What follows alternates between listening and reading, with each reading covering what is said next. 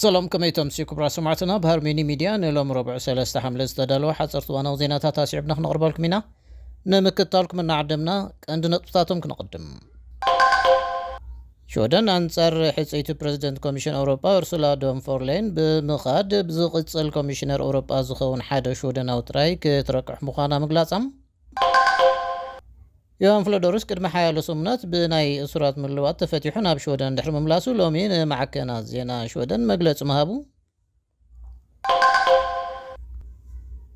منقست نروي بخفل تقبر زموال منقست أو قبر زقبو من كم زخون زدرت حدش ممرح موتو كمون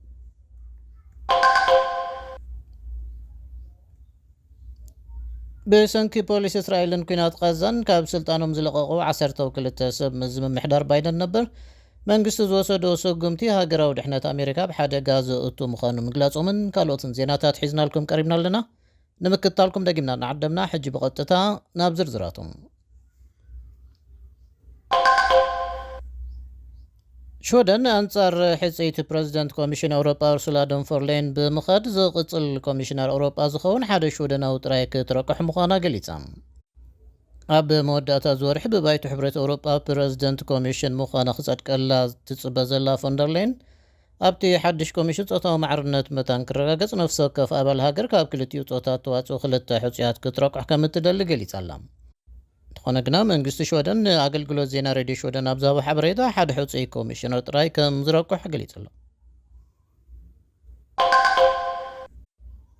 يوهان فلودورس قد محايلو سومنات بناي أسرات من اللوات تفتحون أب شودن دحر مملاسو لومين معكنا زينا مقلت هيبوم أب كلتشان عسران كلتن بعل ناب إيران كجيش كلو زخون حدقا كقوان فنيز بالحساب جريسو كم زين بريز قلت كما كان ناي حد حما بوليتيكا وصوتا جوهك التحازي زبل سب كندينا يكيهو قبل زي أستات نشمون تميت معالتات بسبب سلطان إيران كم أسور تتحيزو زنحي يوهان فلودروس تي في فور قليت اللهم بخالو وقن بعالت بيت شودناوي إيران أو زيقا أحمد ريزا جلال زخونت فيدا مهراني أبزح جوان نابي إيران متفريد اللهم بمسارة السمم زي تفتحت فيدا مهراني عمل كيتو لومي باعال بيتا مس مينيستر قديات وصا شودن تراقي بوزتي اللهم መንግስት ኖርዌይ ብኸፈል ትገብረ ዝመወል መንግስታዊ ቀብሪ ዝግብኦ መን ከም ዝኸውን ክድርት ምዃኑ ገሊጹ ቤት ጽሕፈት ቀዳማይ ሚኒስትር እቲ ክብሪ ዝግብኦ መን እዩ ኣብ መምርሕታት ክህሉ ከም ዘድሊ ምስትውዓሉ ገሊጹሎም ኖርዌይ ኣብ ባህሊታ ሃገር ሩእያ ብርክቶ ንዝገበሩ ሰባት መንግስታዊ ቀብሪ ማለት ብመንግስቲ ዝኽፈል መንግስታዊ ቀብሪ ትገብር ነይራ እያ ንመብዛሕትኦም ኖርዌጃውያን ድማ ብዙሕ ትርጉም ነይርዎ ንንጉሳዊ ስድራ ቤትን ላዕለዎት ሰብ መዝነታ ሃገር ሓዊሱ ካብ ጸሓፊ ተዋስኦ ሄንሪክ ኢብሰን ክሳብ እቲ ኣንጻር ናዚ ዝተቓለሰ ጉናር ስቶንተቢ ዳህሳሲ ቶር ሄርዳልን ተዋሳኤት ወይን ቸፎስን ዝበፅሑ ሰባት ንቐብሮም መንግስቲ መዊልዎ እዩ እዚ ከምዚ ኢሎም ከሎ ብዛዕባ ገለ ኣብ ቀረባ እዋን ብመንግስቲ ዝተኻየዱ ቀብርታት ኣብ ኖርዌይ ሩስን ክትዓት ተላዒሉሎም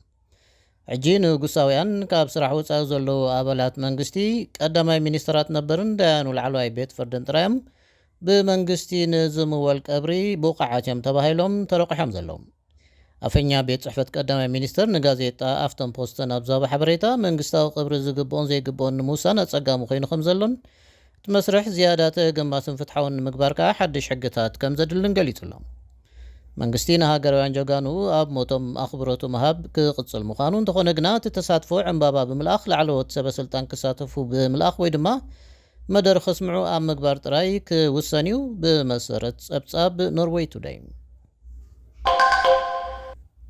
ክልተ ኖርዌጃውያን ብኣልትራላይት ነፋሪት እናበረሩ ትማል ሶኒ ኣብ ኣብዳል ኣብቲ ጽዑቕ ጽርግያ ኤሲክስ ዝርከብ ኣረጊት ብዕንፀይቲ ዝተሰርሐ ቤት ተጋጭዮም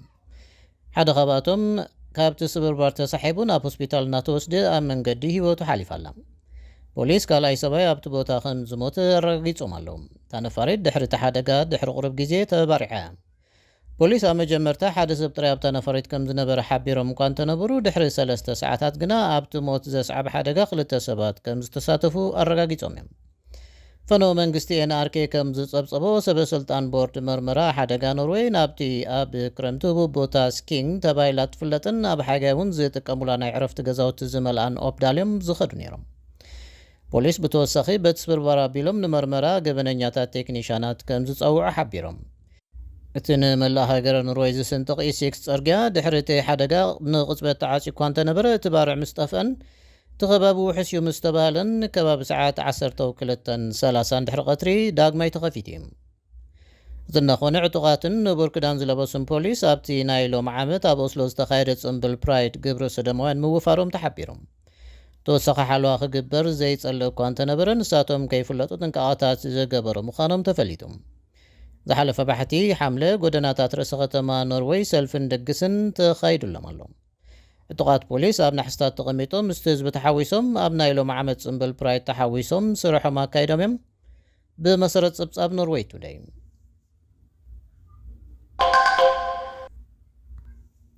ምስ ሃርሜኒ ሚድያ ከም ዘለኹም ክቡራት ሰማዕትና ኣብ መወዳእታ ብሰንኪ ፖሊስ እስራኤልን ኩናት ቃዛን ካብ ስልጣኖም ዝለቐቑ 12 ሰበ ስልጣን ምምሕዳር ባይደን